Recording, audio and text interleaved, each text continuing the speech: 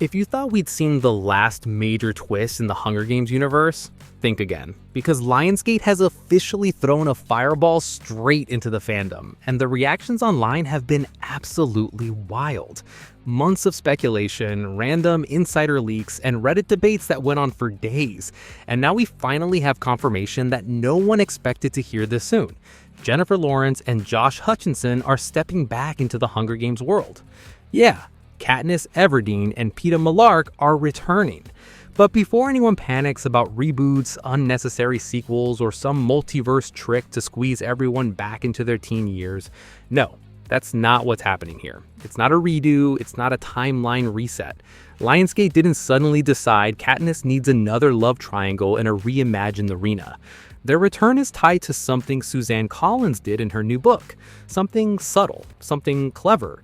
And now it's shaping the next major film in ways most fans didn't anticipate. And that's what today's report is covering. Everything officially confirmed about the Hunger Games: Sunrise on the Reaping, how Katniss and Peeta fit into a story set decades before their own games, and why Lionsgate is pushing this movie harder than almost anything they've released since Catching Fire.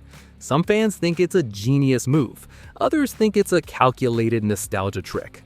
Honestly, there's reason to see it from both sides. Suzanne Collins' newest book includes a moment where an adult Katniss and an adult Peeta listen to Haymitch telling the story of his own games. That's the connection. Lionsgate is turning that framing scene into the bridge between their present-day lives and Haymitch's past.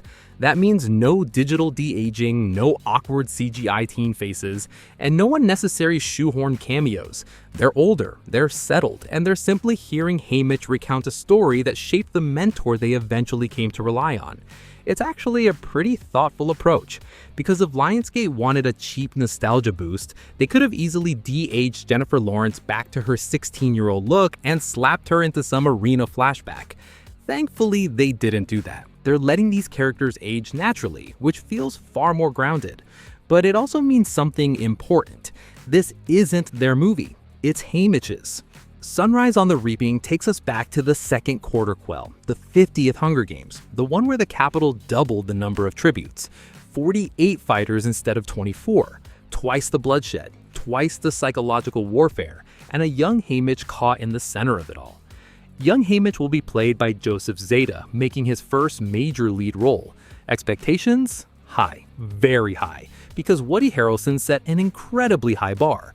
Funny, broken, brilliant, and terrifyingly sharp when he needed to be. Fans will definitely be watching closely to see whether Zada can tap into that same emotional complexity. The story opens on the morning of the reaping. Haymitch is still just a boy from District 12, clever, underestimated, and about to be dragged into one of the Capitol's most brutal political games. This is the story of how he survived an arena engineered for maximum suffering, and how his defiance changed the Capitol's entire perception of District 12 long before the rebellion began. The trailer for Sunrise on the Reaping exploded across the internet, pulling in 109 million views in 24 hours. That makes it Lionsgate's second biggest trailer launch ever, just behind Michael. But massive views don't always mean an instant win. Fans are excited, but also very aware of how easy it is for studios to oversell a project. There's hype, there's caution, and there's a lot of, Lionsgate, please don't screw this up. Prequels are unpredictable. When people already know who survives and who doesn't, the emotional hook has to come from the journey, not the ending. Fortunately, the second quarter quell is one of the richest pieces of backstory Suzanne Collins ever wrote. Dark, strategic, cruel, and political. But the movie has to handle it correctly. Execution matters. Directing Sunrise on the Reaping is Francis Lawrence, who helmed almost every Hunger Games movie except for the first one. His visuals are iconic to the franchise. Cold, oppressive, metallic, and grounded. But fans have mixed feelings. Some admire the consistent world building, others feel the Mockingjert films lean too heavily into blockbuster territory and lost some character depth along the way. So depending on who you ask, his return is either reassuring or a reason to be cautious. The script is being adapted by Billy Ray, an Oscar-nominated writer known for political tension and emotional storytelling.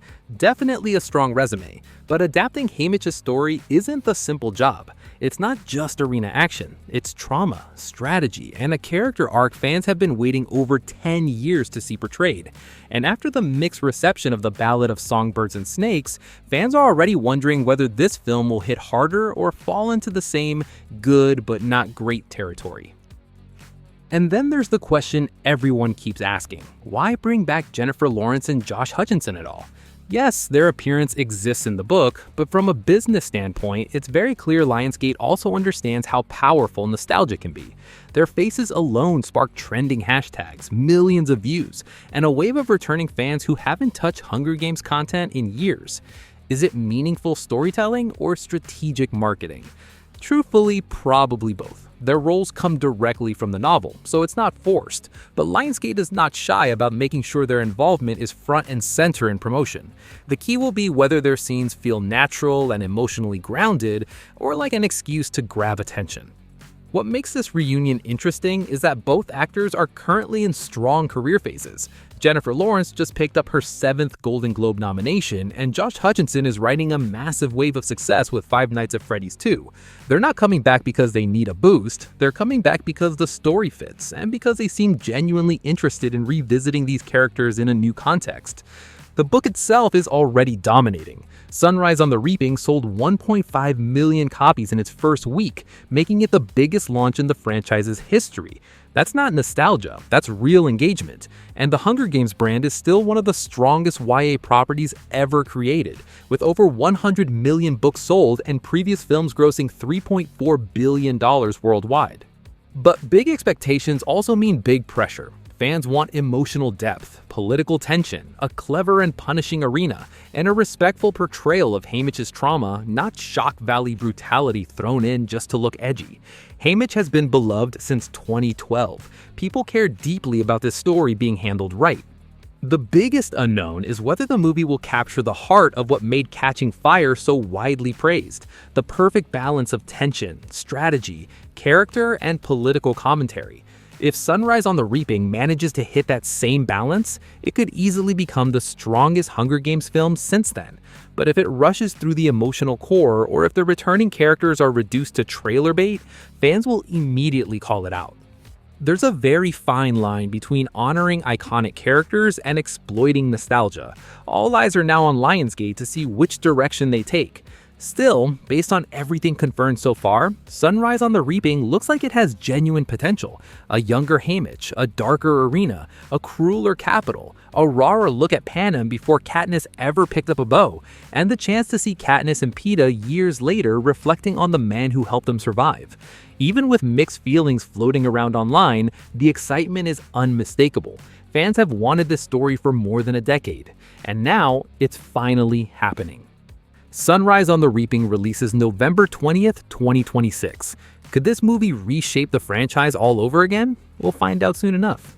What do you think about Katniss and Peeta returning? Does it add real emotional weight, or is it mostly nostalgia?